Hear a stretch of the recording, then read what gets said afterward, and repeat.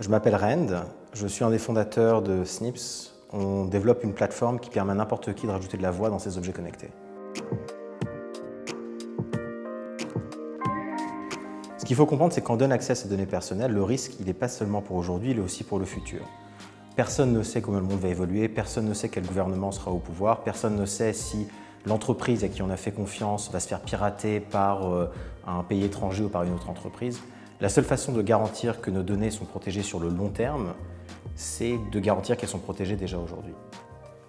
Par ailleurs, dire que la vie privée ne sert à rien juste parce qu'on n'a rien à cacher, c'est un petit peu comme si on disait que finalement le droit à la parole ne sert strictement à rien parce qu'on n'a rien à raconter sur un sujet. C'est faux.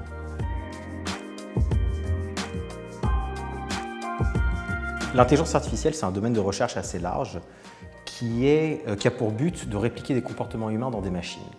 Dans l'intelligence artificielle, il y a un domaine qui s'appelle l'apprentissage statistique, le machine learning, qui consiste à donner des exemples du comportement à reproduire à des machines qui vont apprendre ce comportement.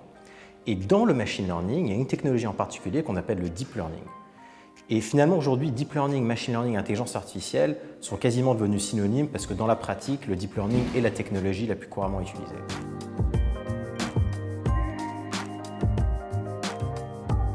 Quand on prend l'intelligence artificielle, ce qu'on s'aperçoit, c'est que pour créer un produit à base d'intelligence artificielle, d'un côté, on a les données qui vont servir d'entraînement à un algorithme d'apprentissage qui ensuite sera utilisé dans un produit. Les algorithmes d'apprentissage sont tous mis open source, sont tous publics, et le produit, c'est le produit. Donc les données, finalement, sont un petit peu la matière première pour les intelligences artificielles, et donc le traitement des données personnelles et autres devient un enjeu fondamental.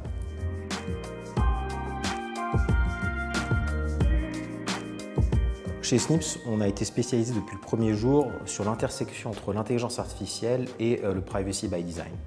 L'idée du privacy by design, c'est qu'on veut garantir des garde-fous de confidentialité dans la conception et l'élaboration même des produits, des business models et des algorithmes. Plutôt que de rajouter ça dans les terms and conditions plus tard, on fait en sorte que c'est impossible pour nous de transgresser la confidentialité de nos utilisateurs. Par exemple, deux façons dont on peut garantir du privacy by design dans l'intelligence artificielle, c'est premièrement, on peut directement faire les calculs sur l'objet qui crée la donnée sur l'individu. Si je parle à un assistant chez moi, disons un haut-parleur connecté, je n'ai pas besoin que cette donnée aille dans le cloud, elle peut être traitée directement sur le haut-parleur et donc ma voix, qui est une donnée biométrique, reste de manière sécurisée dans l'objet. L'autre façon dont on peut le garantir, c'est en utilisant des nouvelles techniques de chiffrement qui permettent de faire des calculs directement sur la donnée chiffrée. Donc ça nous permettrait potentiellement d'avoir toute la puissance du cloud sans jamais avoir besoin d'envoyer la vraie data au provider dans le cloud.